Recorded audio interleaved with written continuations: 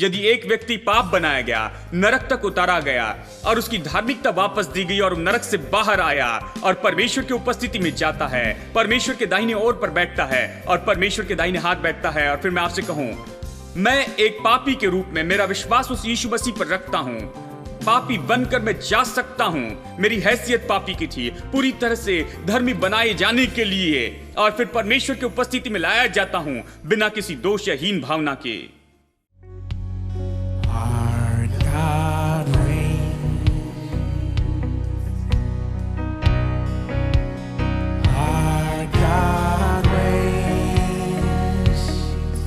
Forever your kingdom reigns.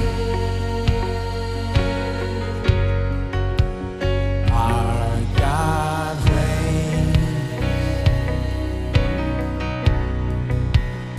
Our God reigns. Forever your kingdom reigns. Everybody, our God reigns.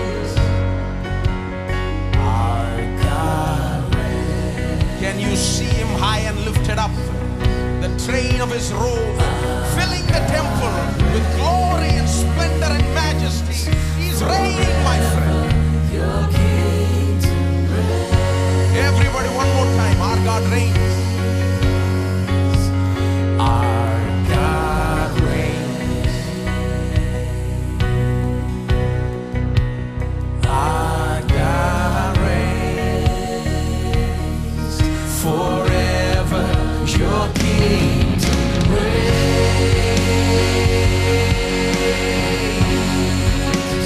God, you reign. God, you reign. Forever and ever. God, you reign. God, you reign. God, you reign. God, you reign. Forever and ever. God, you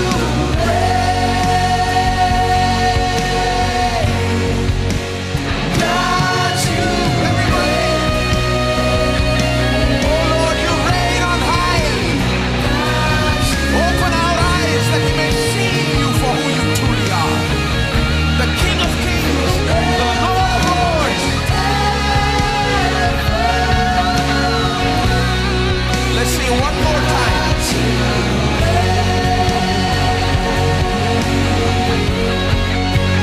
God, you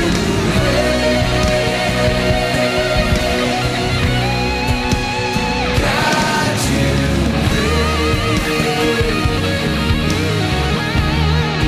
forever and ever.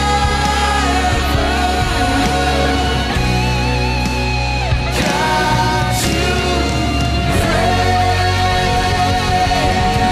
clap your hands all across this place and give him all the glory, honor, and praise.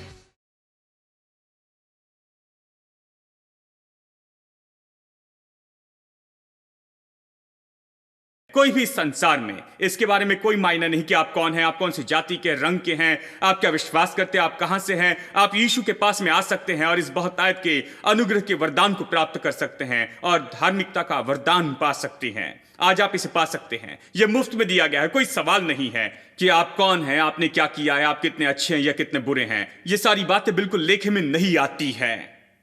आमीन।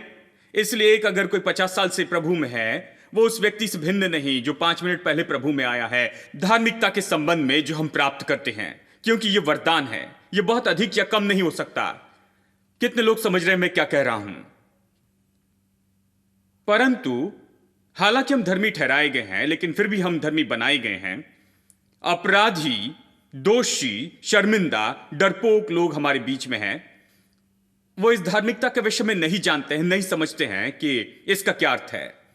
वे इन बातों के प्रकाशन को नहीं जानते। वे अपराधी हैं, दोषी, शर्मिंदा, डरपोक है। वे जीवन में राज्य नहीं कर सकते हैं। ये जीवन में संघर्ष करते, ये जीवन में राज्य नहीं कर सकते, क्योंकि वे इस विषय में कुछ नहीं जानते हैं। वे नहीं जानते हैं कि वे राज्य कर सकते हैं। वे नहीं जानते हैं और विश्वास नहीं करते हैं, उनके पास प्रकाशन नहीं कि वे परमेश्वर की संतान हैं, कि वे परमेश्वर की दृष्टि में धर्मी हैं। ये बहुत दोषी ठहराने वाला प्रचार है, लोगों को पुराने पापी कहना, और लोग भी खुद को पुराने पापी कहते हैं। इतना ज्यादा जानते हैं। पहली बार जब मैंने प्रचार करना शुरू किया, एक भाई मेरे पास आकर कहने लगे, जानते हैं जब मैं आपके चर्च में आता हूं बिल्कुल महसूस नहीं होता कि मैं चर्च में गया हूं। मैंने कहा क्यों? उन्होंने कहा क्योंकि जहां मैं जाता था वे सच में मुझे मारते थे शब्दों के द्वारा। बाहर आने पर हम बातें करते थे कि उन्होंने आज अच्छे से पिटाई की। ओ वो सही है, उन्होंने आज अच्छे से दिया। इसी प्रकार हम बातें करते थे और हम महसूस करते हैं कि किसी ने हमें मानो थप्पड़ मारा है। हम महसूस करते थे कि हमें धूल और अच्छा नहीं कहा, बिना काम के लोग कहां, पापी कहां। और यहां पर हम आते हैं और आप हमें कभी ये नहीं कहते, आप हमेशा कहते हैं कि परमेश्वर कैसे आपसे प्रेम करता है, परमेश्वर ने हमें ये सब कुछ दिया है, ये ज्ञान, और आप हमेशा हमारे विश्वास को चुनौती देते हैं, सब कुछ बताते हैं। मैं महसूस नहीं करता कि चर्च में गया। मैंने कहा भाई अभी तक आप धोखे में थे, केवल अभी आप इसे जान रहे हैं। इसे सुनना शुरू कीजिए। कुछ लोग मार खाने के इतने आदी हो चुके हैं कि उसके बिना जी नहीं सकते हैं। क्या यह अजीब नहीं कि लोगों को किसी भी बात की आदत लग सकती? यदि मैं इन बातों की ओर ध्यान नहीं देता तो मैं आपको मारते रहता। केवल धन्यवाद दीजिए कम से कम इन बातों के लिए जो मैं सिखा रहा हूं। मुझे बुरी तरह से मारा जाता था, इसलिए मैं आपको ये सिखा रहा हूं नहीं तो मैं वैसे ही बना रहता। आप नहीं जानते, क्योंकि केवल यही रास्ता है ऊपर रहने के लिए कि आप नहीं जानते हैं, लोगों को देने के लिए। देखिए उदाहरण के लिए यदि मैं जाकर ये प्रचार करूं ये कहते हुए कि आप अच्छे नहीं, गंदे पापी हैं, जानते हैं, गंदे सड़े हुए पापी हैं, जानते हैं, इस प्रकार का प्रचार, जानते हैं आप अच्छे नहीं हैं, अयोग्य हैं, कुछ भी नहीं हैं, हर कोई कहेंगे आमीन, और फिर अंत में आकर हाथ मिलाएंगे, वो कहेंगे ओ क्या अद्भुत प्रचार ब्रदर। परंतु यदि मैं इस तरह का प्रचार करूं तो कहते हैं ये दुविधा में, सोचते हैं ये कहीं और से इन्हें मिला है, ये आयात की हुई चीज है। हां मैंने रोमियो से इसे बुलाया है एक भाई ने कहा यह आयात की हुई बात है, कुछ आयात किया है आपने। हां ये यहां से आई है, यह सब अनोखी बात है। कितनी अनोखी बात। यह अच्छा है कि दंड की आज्ञा का प्रचार करे, यह अच्छा है कि लोगों को बुरे और गंदा कहें, कुछ भी अच्छा नहीं, और लोग इसे लेते हैं। हर कोई कहता है ठीक है यह अच्छे प्रचारक है। जब आप धार्मिकता का प्रचार करते हैं और कहते हैं कि आप परमेश्वर और मसीह में धर्मी हैं, तो सब लोग इसके बारे में संदेह करते हैं। यही बात संपन्नता के बारे में है। हर कोई संघर्ष कर रहा है और किसी के पास पैसा नहीं है। उन दिनों में जब मैंने शुरू किया था किसी के पास पैसा नहीं था। इस पूरे आंगन में किसी के पास कार नहीं थी, एक भी कार नहीं थी, केवल मैं ही कार से आता था। बाकी सब लोग पैदल आते थे, साइकिल से या 2-3 मोटरसाइकिल से आते थे, बस इतना ही। और मैंने संपन्नता का प्रचार किया, लोगों से कहा आप अच्छे हो सकते हैं, प्रभु ने आशीष दी है, यह परमेश्वर का अनुग्रह है। और मैंने प्रचार करना शुरू किया और सब लोग ऐसे ही थे। गरीबी का प्रचार करना अच्छा है। देखिए यदि आप गरीबी का प्रचार करते हैं तो आप अच्छे हैं। अच्छा है कि गरीबी का प्रचार करें तभी स्वर्ग में जाएंगे, यही तो मुद्दा है, स्वर्ग में जाना है। आप संपन्नता को भूल जाए, संपन्नता की जरूरत नहीं। और ये अच्छा है कि आप गरीब ही बने रहें, जानते हैं इस प्रकार की शिक्षा, ये सब ठीक है। परंतु जब हम गरीब लोगों को देखते और उन्हें संपन्नता का प्रचार करते तब हर कोई परेशान है। मैं आपको बताऊं, उनमें से कुछ लोग जो चलकर आए थे और साइकिल से आए थे आज वे कार में आते हैं। ये वही लोग हैं।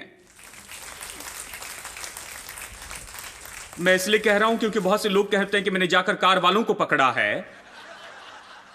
मैं किसी के पीछे नहीं जाता। मैंने लोगों को सिखाना शुरू किया जो आए थे और उन्हें बताया कि आप बेहतर हो सकते हैं, परमेश्वर आपको आशीष देगा। मैं कुछ चेहरों को देख रहा हूं जो लोग पहले यहां पर आए थे अलग अलग तरीके से, और आज वे कहां पर हैं? क्योंकि परमेश्वर का अनुग्रह, आप समझ रहे हैं, यह आपको बदल देता है, आपको पूरी तरह बदलता है। यही तो वास्तविक बदलाव है मेरे दोस्तों। गरीबी से समृद्धि की ओर आना, दुख से खुशी की ओर आना, असफलता से विजय की ओर आना, यही सच्चा बदलाव है। हेलो, क्या आप इस तरह से बदल गए हैं? हमें इस तरह का बदलाव चाहिए। हम में से हर एक को ऐसा बदलना है। ठीक है, मेरे साथ निकालिए पहला यूहन्ना अध्याय 3 वचन 1। देखो, पिता ने हमसे कैसा प्रेम किया है कि हम परमेश्वर की संतान कहलाए। वो कहता है, देखो परमेश्वर पिता ने हमसे कैसा प्रेम किया है कि हम परमेश्वर की संतान कहलाए। ये बता रहा है पास्टर यूहन्ना। अच्छा व्यक्ति है, अपने लोगों को बताता है। अपने बुढ़ापे के दिनों में वो कहता है, सिर्फ पिता का प्रेम देखो, उसने हमें पुत्र कहा है और हम है भी। इस कारण संसार हमें नहीं जानता है। वो हमें नहीं जानता। क्यों? क्योंकि हम पुत्र हैं। संसार नहीं जानता। क्यों? क्योंकि उसने उसे नहीं जाना। अब देखिए, संसार एक तरह का है और वे आपको देखकर कहते हैं आप कौन हैं। और हमारे लोग इस तरह के हैं, वे तुरंत बदल जाना चाहते हैं, उनके समान होना चाहते हैं। ब्रदर, मैं अलग नहीं होना चाहता। ब्रदर, मैं सिर्फ उस भीड़ में शामिल होना चाहता हूं। जैसे पिछले हफ्ते एक पास्टर ने बताया, उन्होंने पतरस से आकर पूछा, क्या तुम वही हो जो यीशु के साथ में रहता है? नहीं, मैं उसे नहीं जानता, पतरस ने कहा। तुरंत वो स्थानिक लोगों के साथ जुड़ना चाहता है। वो यीशु के साथ पहचान बताना नहीं चाहता है, क्योंकि यीशु अब मुसीबत में है। यदि मैं उसके साथ जुड़ता हूं तो संभवतः वो मुझे भी क्रूस पर चढ़ा देंगे। इसलिए वो उनके साथ जाना नहीं चाहता, भीड़ के साथ में रहना चाहता था, भीड़ के समान ही दिखना चाहता था। नहीं, मैंने उसे कभी नहीं देखा, मैं उसे नहीं जानता हूं। क्योंकि वो बता रहे थे कि ये व्यक्ति ऐसे जान पड़ता है कि ये वही है। बाद में आप प्रेरितों के काम में पढ़िए, फरीसी और शास्त्री और महायाजक आश्चर्यचकित हुए थे कि ये पुरुष इस प्रकार से प्रचार कर रहे हैं। और उन्होंने कहा, किसने उन्हें ये सब सिखाया? उन्होंने ये सब कहां से सीखा? और उन्होंने कहा, ये यीशु के साथ में थे। ये अलग तरह के लोग हैं। संसार के साथ पहचान बनाने की कोशिश मत कीजिए। वैसे ही रहे जैसे यीशु में आप हैं। यीशु मसीह में आप कौन हैं, इसके लिए कभी शर्मिंदा ना हो मेरे दोस्त। यदि संसार आपको नहीं जानता है, संसार आपको नहीं समझता है, तो उन्हें मत समझने दीजिए। इससे उनके दिल को छेदने दीजिए, उन्हें परेशान होने दीजिए। उन्हें जो करना है करने दे। जो कुछ भी वो करते हैं उन पर ध्यान मत दीजिए। आप यीशु में जो है वही बने रहे, एक और अलग व्यक्ति बने रहे, जैसे आपको होने के लिए बुलाया वैसे। आमीन। इसलिए संसार हमें नहीं जानता है। क्यों वो हमें नहीं जानता है? क्योंकि हमारे पास अलग तरह का ट्रेडमार्क है। हम अलग तरह के लोग हैं। हम अपने आप में अलग हैं। हम परमेश्वर से जन्मे हैं। हम अलग हैं। हम सामान्य लोग जैसे नहीं हैं, हम अलग हैं। अब जो मैं प्रचार कर रहा हूं यही अलग है। जानते हैं, संसार हमें नहीं जानता। फिर यह कहता है, प्रियो, अभी हम परमेश्वर की संतान हैं। अब यह बहुत ही महत्वपूर्ण बात है। अब यह शब्द सब लोग कहें अभी, क्योंकि लोग कहते हैं यदि हम कड़ी मेहनत करेंगे तो एक दिन परमेश्वर की संतान होंगे, हम परमेश्वर की संतान बन जाएंगे। जब यीशु आता है परमेश्वर की संतान बनेंगे। केवल पुराने पापी है। अभी पुराने पापी की बात सिर पर लटकी है। ज्यादातर लोग खुद को पुराने पापी कहते हैं। कितने विश्वासियों को आप जानते हैं जो अपने आप को प्रभु की संतान कहते हैं? यह दुख की बात है दोस्तों। यह परमेश्वर का अपमान करना है दोस्तों। प्रभु कहता है हम संतान हैं। और पास्टर यूहन्ना अपने बुढ़ापे के दिनों में कहता है, हे प्रियो, अब हम परमेश्वर की संतान हैं। अब महिलाएं मत सोचिए कि यह केवल पुरुषों के बारे में कह रहा है। पुत्र का मतलब स्त्री और पुरुष। ठीक है। हे प्रियो, अभी हम परमेश्वर की संतान हैं। अभी हम परमेश्वर की संतान हैं। भविष्य में नहीं, बाद में नहीं, अभी हम हैं। हर चर्च ने इस तरह का प्रचार सुनना चाहिए। अभी हम परमेश्वर की संतान हैं। और फिर कहता है, अभी तक यह प्रकट नहीं हुआ कि हम क्या कुछ होंगे। इतना जानते हैं कि जब वो प्रकट होगा तो हम उसके समान होंगे, क्योंकि उसको वैसे ही देखेंगे। देखिए, यहां पर दुविधा में डालता है और यहीं पर लोगों को दुविधा होती है। वो इस तरह से समझते हैं अभी परमेश्वर की संतान है, परंतु मालूम नहीं हम क्या होंगे कल के दिन। कब हम जानने वाले हैं, परंतु हम जानते हैं कि जब वो प्रकट होगा, जब यीशु आएगा। वे सोचते हैं, मैं लोगों की बात कह रहा हूं, जब यीशु आता है हम उसके समान होंगे। क्यों? क्योंकि हम उसे देखेंगे जैसे वो है। दूसरे शब्दों में वो सोचते हैं, ये वचन क्या कह रहा है? वो सोचते हैं हम परमेश्वर की संतान है, पर हम नहीं जानते कि पुत्र कैसे दिखाई देता है। हम ये नहीं जानते, इसलिए हम केवल यीशु के आने का इंतजार करते हैं। और जब वो आता है, प्रकट होता है, तब हम देखेंगे, ओ उसके समान दिखना है। और जब हम इस प्रकार सोचते हैं, तुरंत हम बदल जाएंगे और उसके समान बनेंगे। मुझे यह बात बिल्कुल सही नहीं दिखाई देती है। यदि मैं अभी नहीं बदल सकता, अभी कुछ नहीं होता, तो फिर क्यों बाइबल है, क्यों पवित्र आत्मा दी गई, क्यों चर्च, क्यों प्रचारक है, क्यों ये सारी परेशानी, क्यों इतनी भीड़ को चीरते हुए हम यहां पर आए और यहां पर बैठने के लिए जगह देखें और फिर आकर बैठ जाएं? क्या सुनने के लिए? यदि यहां पर कोई बदलाव नहीं हो सकता, यदि आपको यीशु के आने का इंतजार करना पड़ता है ताकि आप उसे देख सके और जादू से एक क्षण में ही आप बदल जाएंगे उसके समान, यदि वैसे ही होना है तो फिर मैं घर में ही रहता हूं, मुझे सुनने की जरूरत नहीं, मुझे वेबसाइट पर जाकर प्रोग्राम देखने की भी जरूरत नहीं। क्यों ये प्रोग्राम देखें? क्योंकि मैं अपने आप को बदल नहीं सकता हूं, मैं पाप कर रहा हूं और मैं वैसे जीते रहूंगा जैसे जीते रहा हूं और केवल उसका इंतजार करूंगा ताकि एक दिन जब वो आएगा और मैं उसे देखूंगा और उसके जैसे बदल जाऊंगा। यह तो पूरी तरह से गलत बात है और यह बात समझने की बाहर की बात है। ये कह रहा है, हे प्रियो, अभी हम परमेश्वर की संतान हैं, परंतु समस्या यह है कि हम नहीं जानते कि पुत्र कैसे दिखाई देता है। अब मैं आपको बता रहा हूं, हम नहीं जानते कि पुत्र कैसे दिखाई देता है। हम सब परमेश्वर की संतान हैं, हम नहीं जानते कि पुत्र कैसे दिखाई देता है, क्योंकि यह सब उस आकार में है। बंदर को देखकर बंदर नाचता है। देखिए, हम चारों ओर देखते हैं और सोचते हैं कि हम बस ऐसे ही हैं। देखिए, इसलिए हम चारों ओर देखते हैं और कहते हैं मैं बस यही हूं। मैं एक कहानी बताता था, एक छोटे सिंह की जो पैदा हुआ सुअरों के बीच में छोड़ दिया गया। जानते, वो सोचता रहा कि वो सुअर है, सुअर के समान आवाज निकालता, सुअर के जैसे चलता, सुअर के जैसे खाता, कीचड़ में सुअर जैसे लेटता, जानते हैं। और फिर अंत में किसी ने देखा और कहा ये तो सिंह है, उसे निकाला और फिर सिंह की मान में रखा और फिर काफी समय लगा कि वो सिंह बन जाए, जागरूक बनने के लिए। और फिर उसने जाना, मेरे प्रभु, मैं तो एक सिंह हूं और सुअर जैसे व्यवहार कर रहा हूं। यह एक बहुत बुरा उदाहरण है। फिर भी मैं निश्चित हूं कि आप इसे अच्छे से समझ रहे हैं। परंतु बात यह है, हम नहीं जानते हैं कि पुत्र कैसे दिखाई देता है। हे प्रियो, अभी हम परमेश्वर की संतान हैं, परंतु हम नहीं जानते कि हम क्या होंगे। हम नहीं जानते हम कैसे दिखेंगे। हम नहीं जानते हैं, ये प्रकट नहीं हुआ है कि हम क्या होंगे। हम नहीं जानते हैं कि कैसे दिखाई देंगे, परंतु हम जानते हैं कि जब वो प्रकट होगा हम उसके समान होंगे। अब हां, मैं जानता हूं यीशु आने वाला है, यही सब कुछ, परंतु बात यह है हमें उसे देखने का इंतजार नहीं करना है, देखने के लिए कि कैसे दिखाई देता है। परंतु बात यह है कि इसी वक्त हम समझ सकते हैं, पवित्र आत्मा की मदद से, परमेश्वर के वचन के द्वारा इस वक्त समझ सकते हैं जैसे वो है, वो कैसा है, हम अभी समझ सकते हैं। और जब वो प्रकट होगा या जब हम समझते हैं तो उसके समान होंगे। जब हम समझते हैं कि यीशु कौन है और वो क्या है, क्योंकि उसके पास मांस और लहू है, हमारे समान ही, हमारे समान हड्डियां हैं। वो इस संसार में स्त्री से पैदा हुआ, इस संसार में जिया, हालांकि वो पिता के दाहिनी ओर बैठा है, बाइबल फिर भी उसे मनुष्य यीशु मसीह कहती है। अभी वो परमेश्वर है, परंतु उसने अपनी मानवता का त्याग नहीं किया है, उसने उसकी मानवता को बनाए रखा। इसलिए हम उसको देखते हैं और यदि हम उसको समझते हैं, इस मनुष्य को, क्योंकि बाकी सारे मनुष्य अधूरे हैं, वो वास्तविक चित्र नहीं बताते हैं कि मनुष्य क्या है। यदि हम उसको समझते हैं तो समझेंगे कि कैसे धार्मिक व्यक्ति दिखाई देता है।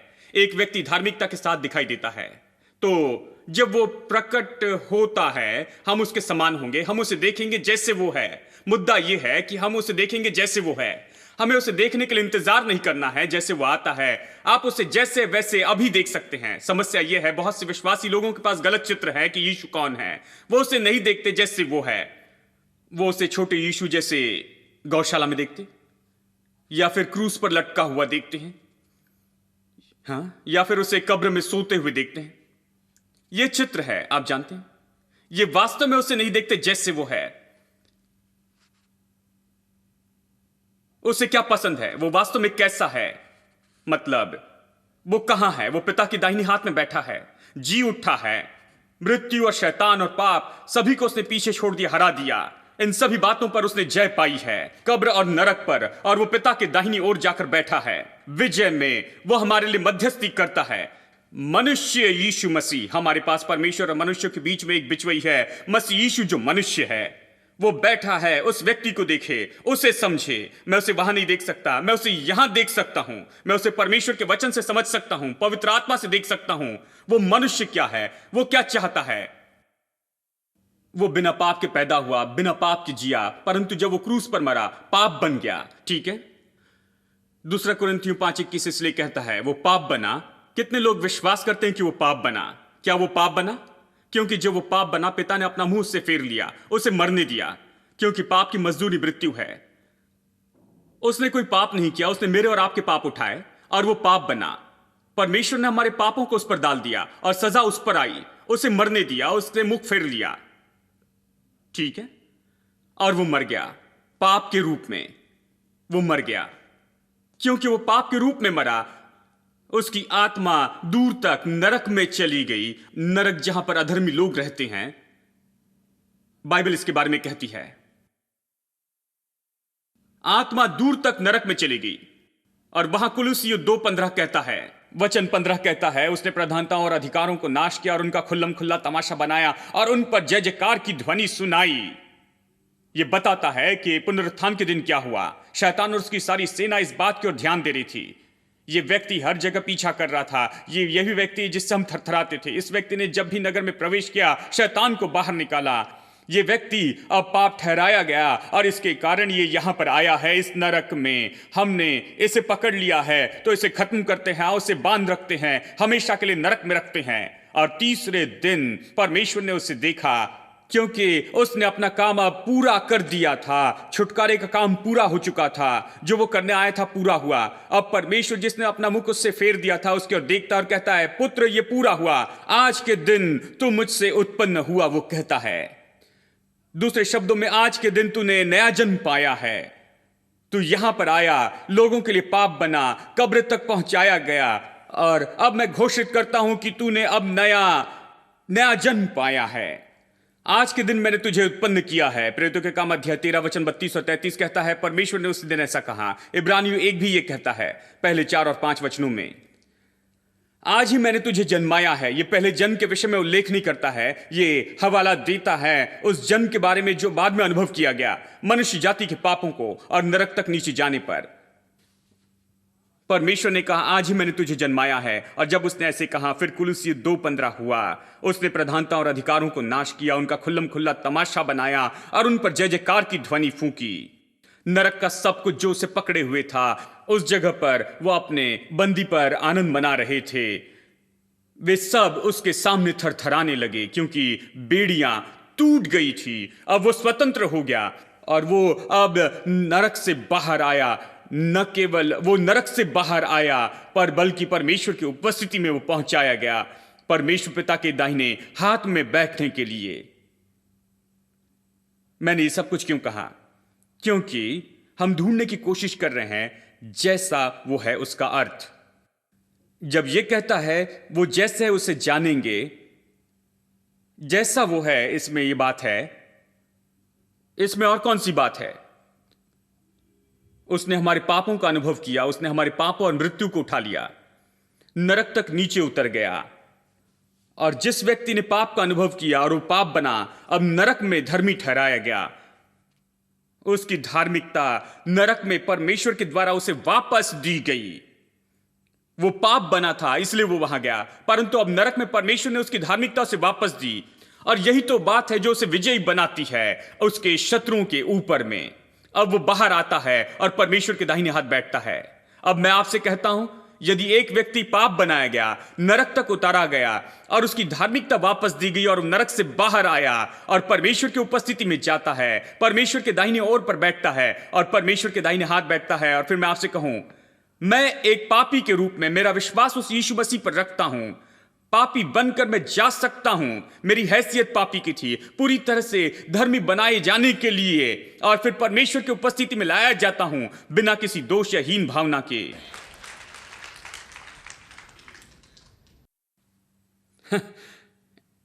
यह बहुत बड़ी बात है, परंतु जरा सोचिए, यह आपको चौंका देगा, परंतु यही इसका सार है। यही तो यह कह रहा है।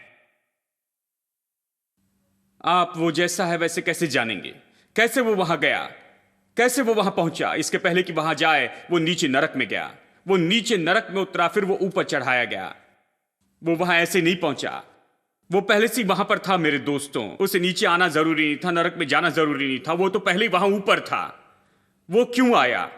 वो आया क्योंकि हम ठीक नहीं थे, ठीक है? हम तो पापी थे। वो क्यों पाप बन गया? क्योंकि हम पापी थे। वो पाप बन गया। वो क्यों हमारे समान बना? क्योंकि वो चाहता था कि हम उसके समान बने।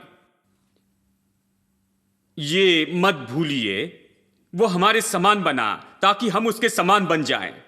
इसलिए वो हमारे समान बना, पाप और मृत्यु को चखा और नीचे नरक तक चला गया और धार्मिकता को वापस पाया और परमेश्वर की उपस्थिति में पूरी तरह से ऊपर जाकर बैठा। और मैं आपको बताऊं, ये ऐसा हुआ कि पाप को चखने के बाद उसे सही बनाया गया, उसे धर्मी ठहराया गया और वापस परमेश्वर की उपस्थिति में पहुंचाया गया। और ये मेरे साथ भी हो सकता है। जिसके लिए उसने ये सब कुछ किया, ये मेरे साथ भी हो सकता है। Jesus the Son is exalted, Maker of everything. Come now and bow down before Him. Lift your hands in praise, raise your voice to sing. For the Lord is good. For the Lord is good. For the Lord is good. For the Lord is good. For the Lord is good. And His mercy endureth forever. For the Lord is good.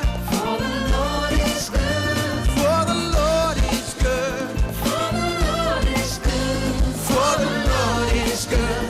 And His mercy endureth forever. The Lord is good. For the Lord is good. For the Lord is good. For the Lord is good. For the Lord is good. For the Lord is good. And His mercy endureth forever. Everybody, the Lord is good. For the Lord is good. For the Lord is good. For the Lord is good. For the Lord is good. For the Lord is good. And His mercy endureth forever. For the Lord is good. And His mercy endureth forever. For the Lord is good. And His mercy endureth